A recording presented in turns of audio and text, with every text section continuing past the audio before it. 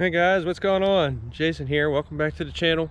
And we're looking at buying the best riding mower that money can buy, whether that's new or used. We want to help you make the best decision that you can. Maybe you've had the same lawnmower for the last 20 years. It was a John Deere and that was great and all, but you know, this fall you were having a lot of troubles and you're saying next season I'm gonna buy a new riding mower, a used riding mower, but I just need something different than this. Well, we're going to help you choose the right thing for you, and so you get the best bang for your buck. Don't forget to like and subscribe, but let's get to it. So there's many different riding mowers you can buy. There'd be many different factors into what you're buying or what you want to buy, you know, the size of your yard, hills, cost, and you know, there's really only a few different brands left anymore.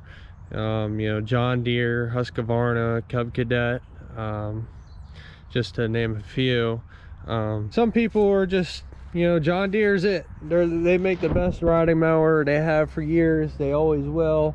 And you know, maybe the orange and gray is better than the green and yellow. Who knows? But you know, these are what you would consider, I would consider, you know, your big box store riding mowers from, you know, Lowe's, Home Depot, Roll King, TSC, Ace Hardware, and you know, you get these mowers at those kind of places, and you can go to the dealership and get them from there. But you know, that's what kind of mowers we're going to be looking at.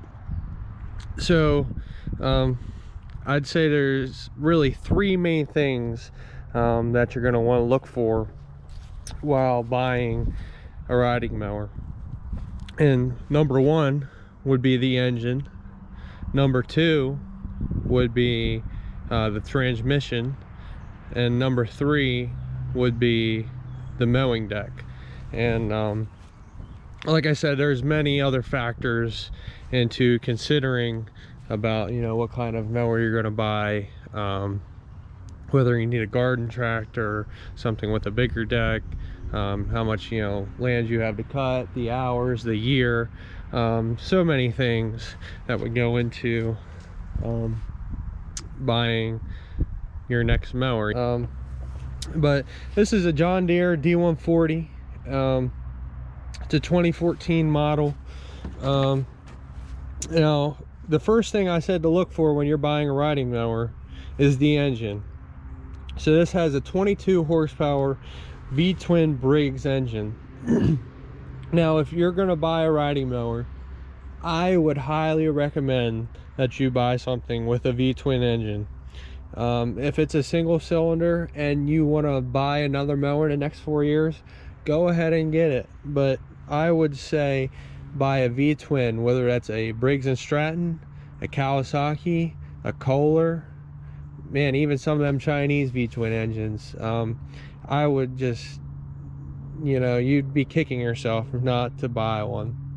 You know, if it says Kohler, Courage, twin cam, run as far away as you can get. Those things are total junk. You know, the single cylinder Briggs, I say they're a half a step better than them, but just stay away from the single cylinder. So this has the 22 horse V-twin Briggs. I think they're a great engine, very reliable. And this Husqvarna also has a V-twin Briggs in it. It's a 24 horsepower, same engine. And this Husqvarna is a 24V 48, and it's a 2016 year model. So, you know, as far as both of these riding mowers go, they both have the same engine almost. You know, you may say, well, does the Husqvarna better because it's got 2 more horsepower? No, that really doesn't make a difference to me. They both have a good engine. I wouldn't buy just the Husqvarna because it's got 2 more horsepower. So that's the first thing that you would look for in buying a riding mower. Now the second thing I mentioned was the transmission. Now, does the bagger on the Husqvarna, does that matter? You know, you might buy it just because it has a bagger on it, but does that matter if the mower won't move? No, it doesn't really. Now, they're both very similar in that they have a foot pedal transmission. It's just got forward and reverse here, and so does the Husqvarna, and I think that is very, very handy. For me personally, that's what I like. I like to have both my hands on the steering wheel, so using a foot to just go forward and backward. Hydrostatic transmission, that's great. You know, it's better than pushing in a clutch and changing gears. It's I like it better than sometimes they have gear shifts right here, just forward and reverse up on the fender, and I just prefer on the floor there, forward and backwards with your foot. So they're both very similar in comparison as to that. But as you see, this John Deere has an aluminum transmission, so that is a very good thing. When you're buying a riding mower, you want it to be a metal rear. You can see up there is metal, and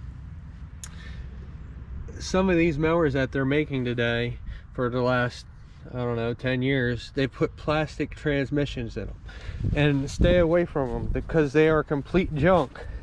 This Husqvarna here, if I can get the bagger open, you can see it has a plastic transmission in it. You can see that right there. It's black plastic. They're just total garbage. I would run as far away as you can from them. You know, they work for a while, that's great and all, but and again, if you want to buy something in the next 4 years, go ahead and get it, but just stay away from them. Now, you know, another factor would be the hours. The John Deere has 254 hours on it. This Husqvarna has 122. Would I buy the Husqvarna because it has lower hours? Absolutely not. I'd go with this John Deere. And that's all because of the plastic transmission. Now you have to be careful, you have to watch for it, because John Deere's put just as many plastic rear ends in their riding mowers as Husqvarna does, and every other brand. So it's just something you got to look for when you're buying it. You know, they make these Husqvarnas with aluminum transmissions, and they're a great mower. It's just they're almost identical mowers. They would put the exact same transmission out of the John Deere and the Husqvarna. So as far as the motor goes, as far as the transmission goes, they're the exact same mower, you know, if it wasn't a plastic transmission. And the third thing I said I'd look for is the mowing deck. Now these both have 48-inch decks. They both have electric PTO. You just pull a knob and they come on. And you know, I think the 48-inch deck is great, you know, for you know, 1 acre yard is about the average size, I guess. And you know, I think they do very well with that size yard. And as far as the decks go on both of these, you know, I'd say they're very similar. They're both stamped decks. They're not fabricated, but they're both very similar. Even the frames, the steering, I'd say they're all very similar in structure, and you know, as far as all that goes, I'd say they're very similar riding mowers. The big main difference between these two is that the transmission in a Husqvarna is plastic. So there's many other things to get into when you're buying a riding mower, and this is just part one, but we want to help you get the best riding mower that you can possibly get. And thanks for watching.